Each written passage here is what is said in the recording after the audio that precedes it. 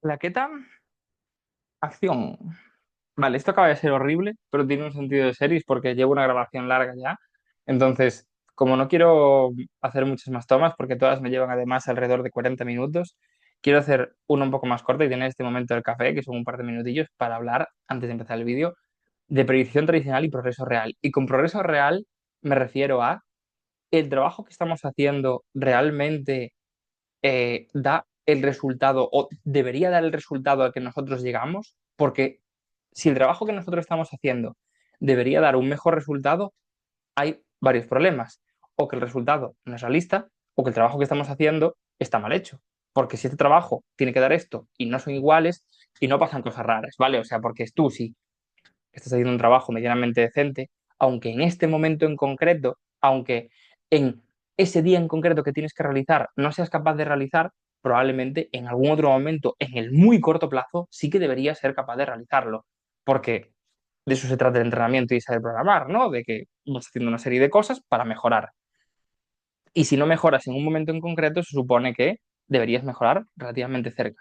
A lo que voy con todo esto, sobre todo, es parte del método conjugado y por lo que yo estoy a favor de él, con todo este tipo de cosas y la progresión a través de intensidad en vez de volumen, el volumen nosotros lo metemos en los accesorios, que ya hablaremos de eso más adelante, es porque creo que somos mucho más realistas con las marcas que tenemos, somos mucho más realistas con la fuerza que tenemos y con el rendimiento que somos capaces de conseguir en este caso, porque estamos siempre, siempre mucho más cerca de esas realidades a intensidades submáximas, en esfuerzos submáximos, que la gente que se pasa meses acumulando volumen para luego intentar realizar un trabajo con una intensidad submáxima y que de repente no resulte en lo que debería resultar.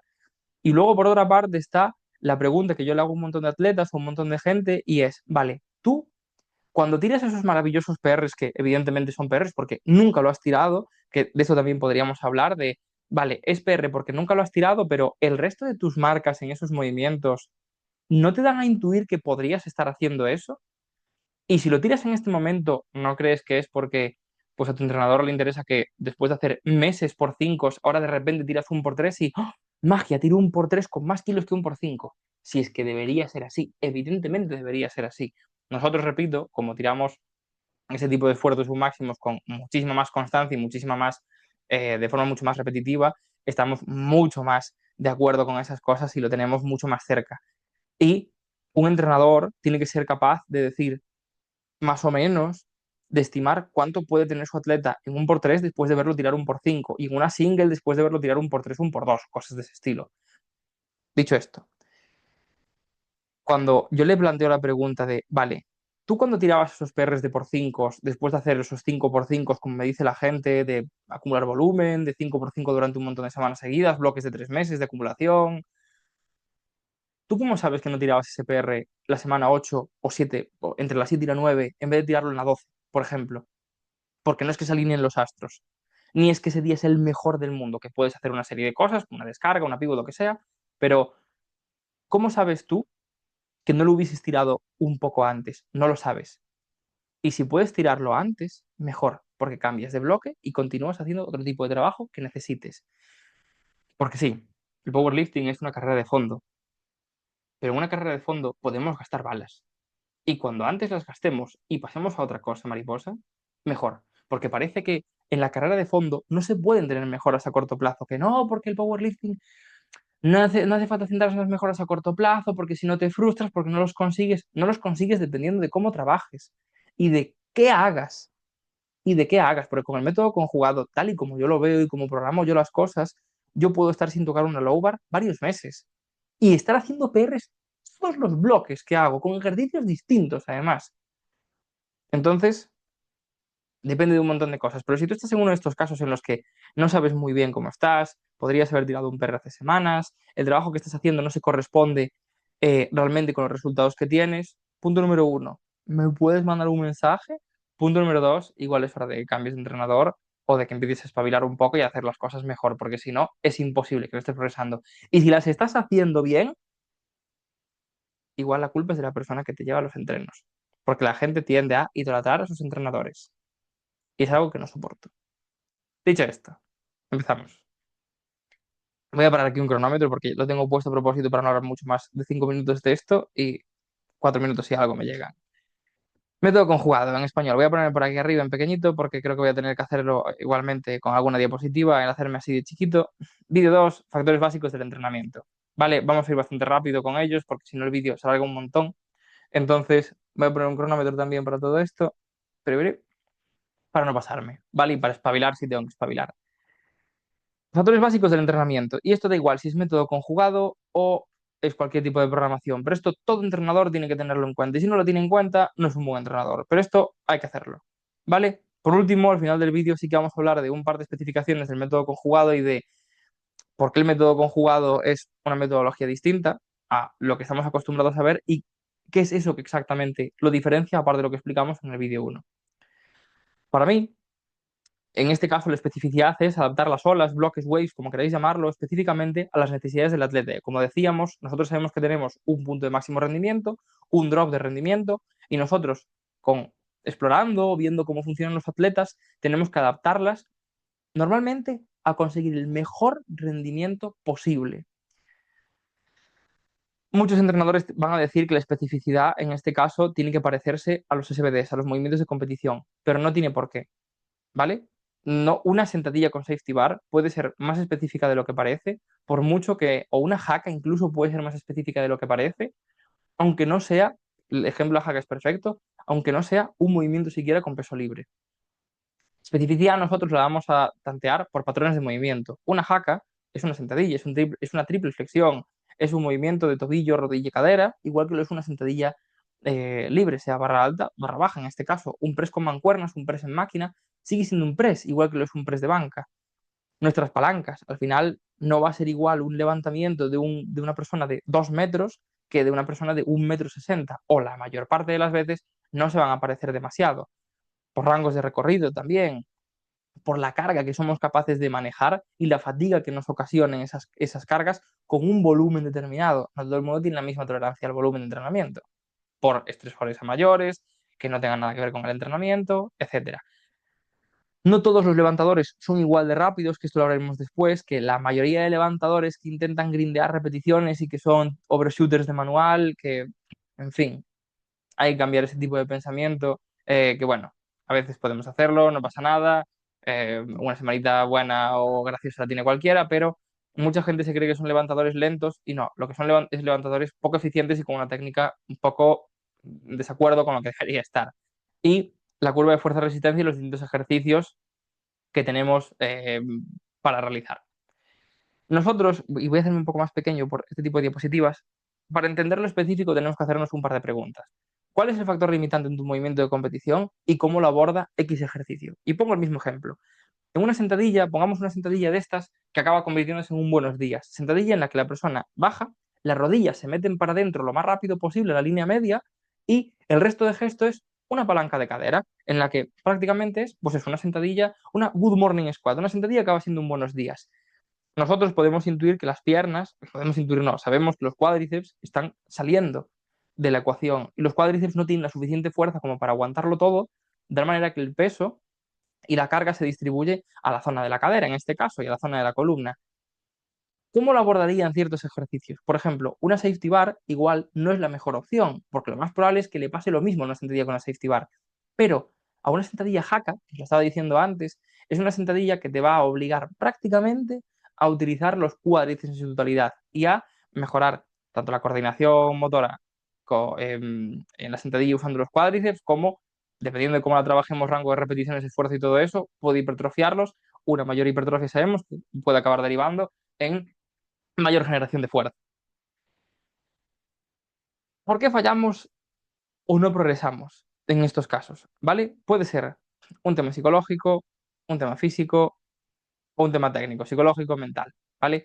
Normalmente la gente diría que es un compendio de los tres, pero yo quizá tiendo a estar un poco más a favor de, de que lo físico ocupa un poquito más de espacio en este diagrama. Sí que es cierto que lo mental, el cómo estamos a nivel de ansiedad, estrés, fatigados, a nivel cabeza, problemas que tengamos, trabajo, etcétera, es bastante importante. A nivel técnico, bien sea por nuestra propia eficiencia al hacer el ejercicio como por la propia programación que tengamos, pueden ser problemas que nos ocasionen ese tipo de fallos o de no progreso. Pero si nosotros somos capaces de volvernos más fuertes, de tener más capacidad física en este caso, masa muscular, podemos ir avanzando, aunque sea poco a poco. Y es un deporte de fuerza. Con más masa muscular hay ciertas cosas que se pueden acabar solventando, que no significa que en muchos casos no sea así, pero si mejoramos esto, tened por seguro que probablemente el progreso pueda seguir ocurriendo, aunque sea en mayor o menor medida. Y nada, como factores físicos que vamos a desarrollarlos un poco ahora, nos podemos encontrar con todos estos, no los voy a mencionar porque empezamos con el abordaje de la fuerza. La fuerza la podemos entender de forma sistémica, es decir, utilizando la mayor cantidad de estructuras posibles o aislada, utilizando unas estructuras en concreto. Y para ver cómo abordamos la fuerza, cómo abordamos nuestra forma de ejercer fuerza y cómo podemos maximizar esta, tenemos que hacernos dos preguntas y nos las vamos a hacer prácticamente para todo. ¿Cómo se ve un levantamiento máximo o un esfuerzo máximo y cómo se ve un fallo? ¿Por qué? Nosotros tenemos que entender que quitamos de la ecuación, nos alejamos de nuestros puntos débiles. El ejemplo de la sentadilla es perfecto. Tú mandas las rodillas para atrás para que la carga no recaiga sobre la rodilla, para que la fuerza resultante sobre la rodilla sea lo menor posible y que el trabajo lo hagan otras estructuras. Pero la rodilla pierde protagonismo. Entendiendo lo de el gran desajuste muestra fortalezas y el pequeño desajuste muestra debilidades, el gran desajuste es que la forma se te va totalmente con esfuerzos muy, muy, muy altos, porque esos esfuerzos muy altos van a enseñar hacia dónde se está desviando la carga. Y los pequeños desajustes, que igual son con esfuerzos un poco más pequeños y todo eso, ese meter las rodillas para adentro probablemente ocurra también con cargas más pequeñas. Al final vienen a ser un poco las dos lo mismo y la frase más importante es esta. Nosotros para abordar los puntos fuertes, o en cuanto al abordaje de puntos fuertes y puntos débiles, sí que podemos aclarar que si volvemos más fuerte un punto fuerte, podemos seguir salvando esos levantamientos. Nosotros si volvemos más fuerte nuestra cadena posterior, ese tipo de sentadillas van a seguir salvándose porque la cadena posterior va a seguir teniendo protagonismo. Pero, punto número uno, estamos sometiendo mucho estrés a una estructura en concreto o un par de estructuras en concreto, cuando siempre va a ser mejor someter a la mayor cantidad de estructuras posibles a un mismo estrés, porque que 5 estructuras muevan carga no es lo mismo que 2 estructuras muevan carga. Más eficiencia y probablemente más fuerza resultante lo acaben realizando 5 en vez de 2. Y si haces más fuerte tus puntos débiles al final, perdón, no vas a tener que salvar nada. Vas a evitar esos desajustes y vas a acabar teniendo probablemente una técnica mucho más eficiente. Por otra parte, tenemos que entender la potencia. En el método conjugado hay una parte que vamos a hablar luego, que es el entrenamiento de potencia como tal, que nosotros le llamamos dynamic effort. Y la potencia se entiende con una fórmula, vamos, que es velocidad por fuerza, mismo peso en la espalda, a más velocidad es que podemos generar más potencia, o misma velocidad con más peso. No sé si dije lo mismo 2 veces, pero bueno, se entiende perfectamente. Si esto es mayor y esto es lo mismo, más potencia. Si esto es igual y esto es mayor, más potencia. Al final es una correlación entre velocidad del movimiento o lo que dura el mismo. Otra vez, para abordar la potencia tenemos que ver cómo se ve un esfuerzo máximo y cómo se ve un fallo.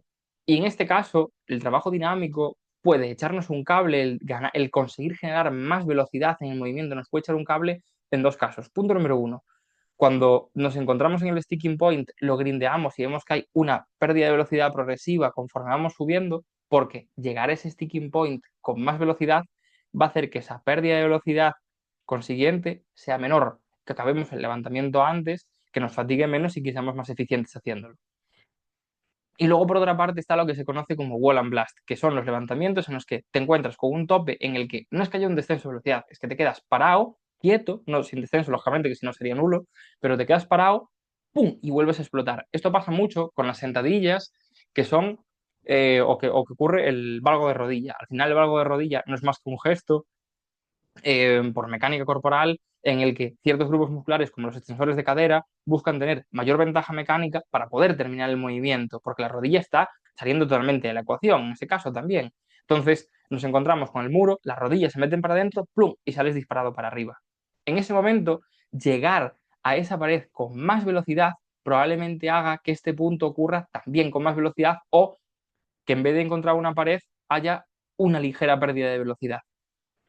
Pero donde no suele ayudar es cuando nos encontramos con wall and splat, es decir, wall y nos quedamos ahí. Y da igual el peso que metamos, que podemos levantar incluso 20 kilos más del suelo, pero que llegamos al mismo punto y se mueven igual. Por poner un ejemplo, 210 kilos en peso muerto que 220, pero es que los dos quedan en el mismo sitio.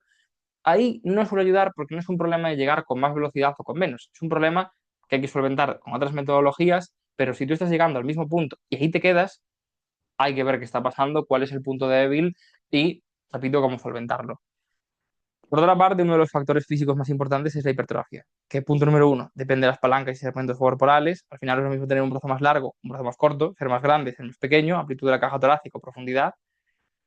Y luego, la hipertrofia es súper importante para que nosotros ganemos capacidad contráctil. A mayor cantidad de masa muscular, probablemente tengamos mayor aprovechamiento de esos músculos y esa ganancia de la capacidad contráctil de los músculos para que sean capaces de ejercer más fuerza. Para el abordaje de la hipertrofia, aquí sí que nos vamos a fijar en si hay alguna parte a nivel visual del cuerpo claramente rezagada. Por ejemplo, persona con los cuádriceps pequeños, por eso las rodillas se le meten para adentro, porque tienen los glúteos y la espalda bien duros, o esa parte rezagada concuerda con nuestro punto débil o lo que estamos evitando que sale de la ecuación en los esfuerzos submáximos. Por ejemplo, el mismo ejemplo, es que el mismo ejemplo. Si tienes las piernas o los cuádriceps no tan grandes, pero no salen de la ecuación y haces una sentadilla impoluta, igual eso no es un punto al que abordar en este caso, que abordar directamente a nivel hipertrofia. Tres términos que sí que me gustaría que quedasen claros son la movilidad, que es el rango de recorrido activo que tenemos, es decir, a dónde somos capaces de llegar por voluntad propia. La flexibilidad, que es el rango de recorrido pasivo, es decir, sometiéndonos a un esfuerzo o a una carga externa, a dónde son capaces de llegar, por ejemplo, nuestros brazos si alguien nos los tira para atrás, o un peso o lo que sea. Y la estabilidad es la habilidad que nosotros tenemos para resistir una fuerza, que esto es de suma importancia en los movimientos de competición, porque al final tienen una altísima demanda de estabilidad interna, es decir, nuestra, de nuestro cuerpo. Pero el abordaje de la movilidad tenemos que ver si hay malas posiciones al inicio, malas posiciones al final o una limitación en las mismas. Al final, tú no le puedes pedir a una persona que haga una low bar, una barra baja, cuando no tiene movilidad suficiente de hombro. Tú no le puedes pedir a alguien que abra los brazos en un press de banco, que abra las piernas hasta un punto determinado en el peso muerto sumo, porque, punto número uno, si no tiene la movilidad suficiente, probablemente el resto de estructuras que están intentando hacer fuerza, si no son capaces ni están cómodas en esa posición, evidentemente van a ejercer muchísima menos fuerza porque necesitan ganar ese rango de recorrido de forma activa o ligeramente pasiva para luego poder ejercer fuerza. Y creo que por último tenemos la resistencia, que al final la resistencia en este caso es la capacidad que tenemos para, eh, valga la redundancia, resistir la fatiga. Puede ser resistencia intraserie dentro de una serie, interseries, lógicamente entre series, intrasesión, es decir, el primero, el cuarto, quinto, sexto ejercicio, séptimo, octavo, los que hagamos, o intersesiones, la fatiga que soy capaz de resistir o de acumular hasta la sesión siguiente. Para el abordaje de la resistencia al final esto sí que es mucho más fácil, hay que ver cuánto volumen somos capaces de tolerar por cada sesión de entrenamiento o por semana también, dependiendo de cómo lo contabilicemos. Hay que ver el impacto que tiene la fatiga a nivel semanal, a nivel de sesión y sobre todo en las competiciones, que quizá esto es uno de los tips con los que más me quedo de la gente del website, que eh, no me acuerdo más a quién se lo escuché, pero decía que te quedases con el rendimiento del tercer intento esperado. Si tú en el gimnasio estás haciendo una serie de cosas, y no hablamos de esta gente que tiene 30 kilos menos en competición que en gimnasio, que eso solo son fantasmas, que evidentemente entrenan sin ningún tipo de estándar competitivo y luego no son capaces de realizar nada, hablamos de el trabajo honesto que estás haciendo en el gimnasio, trabajo realista. Luego, cuando llegas a competición, ¿qué tal está tu tercer intento? Después de descansar, pues los minutos que descanses entre el primero, segundo, segundo, tercero, si el tercer intento no tiene el rendimiento esperado, igual la programación, igual el picking, igual lo que estás haciendo no es lo mejor del mundo y tienes que ganar pues, un poco más de capacidad para resistir esos levantamientos que sean un poco más intensos. Luego también puede pasar que la programación esté mal hecha, ¿vale? Pueden tener un montón de factores, puedes haber tenido una acumulación de fatiga o de repente un estrés muy alto justo antes de competir o que te vino un virus, una cosa así, y esto no sirve, ¿vale? Pero es algo que si las cosas nos salen bien y estamos bastante tranquilos, podemos echarle un ojo. Y por último vamos a hablar de cómo organizar los microciclos, que quizá el punto más importante o lo primero es cuántos ejercicios somos capaces de tolerar cada día. ¿Cuántos días quiero entrenar? Estos. ¿Cuántos ejercicios puedo plantearme para cada día? Este número de ejercicios. ¿Y según qué lógica? Y luego, lógicamente, hacer una selección inteligente de los ejercicios según las necesidades. Si yo tengo las piernas pequeñas, le tendré que dar prioridad a las piernas y le tendré que dar prioridad a ciertos ejercicios porque son los grupos musculares más débiles que tengo. Nosotros, con el método conjugado, para construir la fuerza tenemos 3 días distintos. Lo que llamamos días de max effort o fuerza máxima, días de submax effort o fuerza submáxima y días de rep effort o fuerza por repeticiones. El submax effort lo entendemos como singles a 6 repeticiones, que igual quizá las singles tampoco serían exactamente de aquí, pero sí que lo metemos por el RPE, por ese submax effort, que al final se refiere a la intensidad. Y el objetivo es conseguir esa capacidad de aplicar fuerza máxima y generar tolerancia en los tejidos. Lógicamente, antes de generarla con esfuerzos mayores a estos y con cargas más cercanas a lo que sería esto, con esfuerzo más alto, tendremos que generar algún tipo de tolerancia a ello. Por otra parte, tenemos el max effort, que sí que son trabajo de singles a 3 repeticiones con un RPE de 8 o superior. El objetivo al final es construir esa fuerza máxima y al final ser capaces de demostrar que el trabajo que estamos haciendo tiene una correlación lógica y realista con todo esto. Estoy muy pequeño aquí arriba. Lógica y realista, porque eso es a lo que me refería al principio del vídeo. Tú si estás haciendo un trabajo determinado, pero luego no es consecuente con lo que realizas, o el trabajo está mal hecho o algo está pasando por ahí en medio. Yo a nivel de programación trato los días de max effort y los de sub max effort más o menos igual. Sí que es cierto que se acercan mucho más al 8 la mayoría de max y sub max, pero no hay en la mayoría de programaciones que hago un día de sub max effort y un día de max effort. O hay max effort o hay sub max effort. Eso depende un poco de la persona, cómo le programe, días de entreno, etcétera, etcétera. Pero en principio suele haber uno de los 2 días. Luego, conforme pasan los bloques y todo eso, sí que empiezan a aparecer más días de max effort, pero bueno. Y luego encontraríamos el repetition effort, que quizá es algo un poquito más orientado a ganar capacidad, en este caso, ganar resistencia, a hacer repeticiones y no estar tan fatigado después de hacer un por 6, que ya basta la tontería de, más de 3 repeticiones es cardio. Perfecto. E hipertrofia. Al final sabemos que rangos de 5 o 6 repeticiones para arriba con un RP de 8 para arriba consigue ganar hipertrofia, aunque pues esto se referiría un poquito más a algo más parecido a los patrones de los movimientos básicos, ¿vale? Y luego nos encontramos con el dynamic effort, que al final el dynamic effort es la potencia. Dynamic effort es a lo que nos referíamos antes con esa fuerza por velocidad. Es un trabajo de alta densidad, que al final es mucha serie, de dobles a 5, con muy poco descanso entre series, de unos 30 a 45 segundos, y con una carga que nos permite acelerar en todo el rango de recorrido. El objetivo es construir capacidad interseries, es decir, no estar reventados de una serie a la siguiente, por eso los descansos son muy cortos, y aprender a acelerar durante todo el rango de recorrido. Esto es individual, es dependiente de cada individuo y como dije antes, no tiene por qué funcionarle a todo el mundo, pero el porcentaje de carga con el que vamos a trabajar depende sobre todo de esto, bueno, perdón, de esto, de que pueda acelerar en todo el rango de recorrido. Si no somos capaces de acelerar en todo el rango de recorrido, y no es que vaya rápido, porque no es ir rápido, es acelerar todo el rango de recorrido sin una pérdida clara de velocidad, no es dynamic effort. Y por otra parte está la hipertrofia, que como decía antes, nos basamos en ejercicios compuestos donde trabajaremos más grupos musculares y ejercicios aislados donde predominará pues, el uso de uno. No es lo mismo un press de banca, donde actúan pues, pectoral, deltoides anterior, tríceps como principales empujadores, eh, que hacer pues, unas extensiones de codo con cable o con una máquina, que al final el tríceps está aislado, unas elevaciones laterales donde actúa el deltoides medio prácticamente.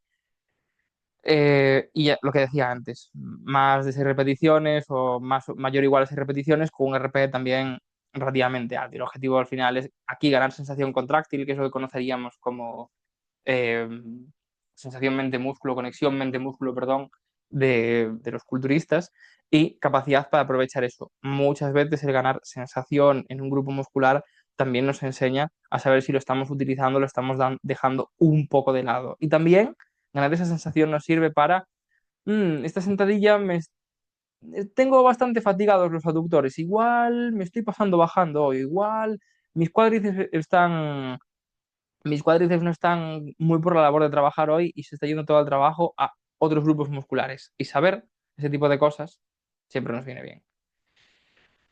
Y casi para terminar vamos a hablar del tiempo, porque esto está mal, ¿vale? Que lo sé, y no lo cambié antes, soy un desgraciado, pero el tiempo va aquí y el rendimiento va aquí. Muy bien, Nicolás. Nosotros tenemos que saber, punto número uno, está infravaloradísimo el tiempo en general, la medición del tiempo entrenando.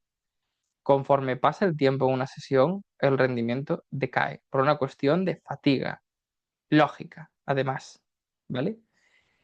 Y si tú te pasas 4 horas en el gimnasio, aunque sea tocándote los huevos, tienes la mente en hacer cosas en el gimnasio, a no ser que vayas a nada, y que tampoco tengas un mental de ir a hacer cosas al gimnasio, de ir a entrenar, sino a pasar 4 horas ahí dentro.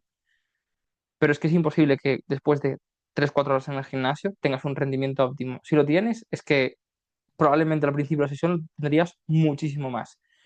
Como decía antes, es de suma importancia en el Dynamic Effort, por eso es que es un trabajo muy denso. Y en el Dynamic Effort nosotros buscamos repetir un patrón, repetir, repetir, repetir y tener sensaciones de la serie anterior, que esto es muy importante.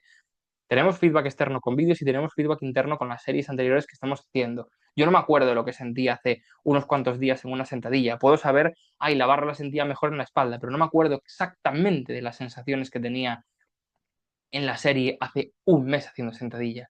Por eso es muy importante cuando encontramos algo que nos funciona en el Dynamic Effort y encontramos ese momento, ese punto de acelerar bien en todo el rango de recorrido con una buena técnica, de forma eficiente, hay que repetir, repetir y repetir, intentar hacerlo igual, igual e igual, para que a la hora de hacerlo un par de veces, en vez de tener que hacerlo, pues 10 series, por ejemplo, un típico 10 por 3 de sentadilla, eh, que se vea lo más parecido posible a un movimiento de competición o a lo que nosotros queramos hacer en este caso. Y como decía, pues eso, mejora la capacidad o la resistencia que nosotros tenemos para gestionar la fatiga. Y esto por último es lo que nosotros vamos a ver como diseño del microciclo. Creo que no tengo nada después, no, fin del día 2.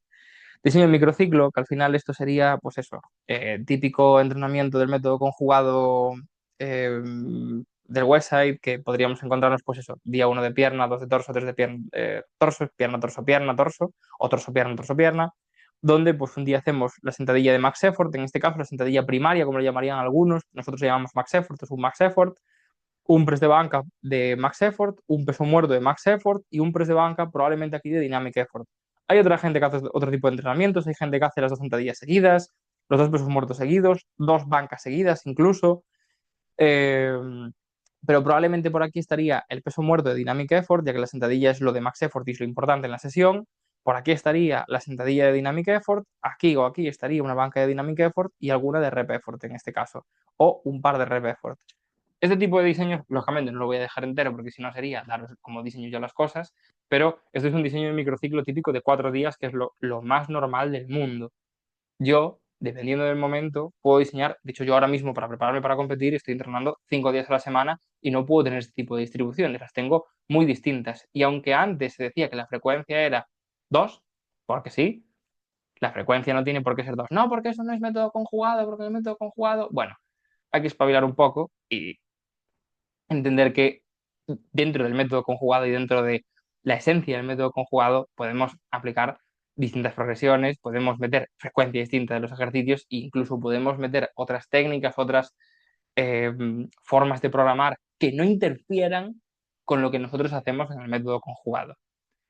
Dicho esto, termino con el día 2 y os digo que el vídeo del día 3 vamos a ver cómo, no lo voy a esclarecer tanto como para deciros, mira, así hago yo esto, pero sí que vamos a hablar un poco de cómo tratar fuera de temporada, cómo hacer los días de... No es lo mismo hacer max effort cerca de una competición que hacer max effort lejos de competición, por ejemplo, qué selección de accesorios haríamos a un par de meses o a 2 semanas de competir, 3 semanas de competir, etcétera. Entonces, para ver cómo sería un poco más desde dentro, sin daros totalmente el trabajo hecho, porque eso es mi trabajo, una competición, os quedáis y veis el vídeo del día 3. Así que nada, con esto y un bizcocho,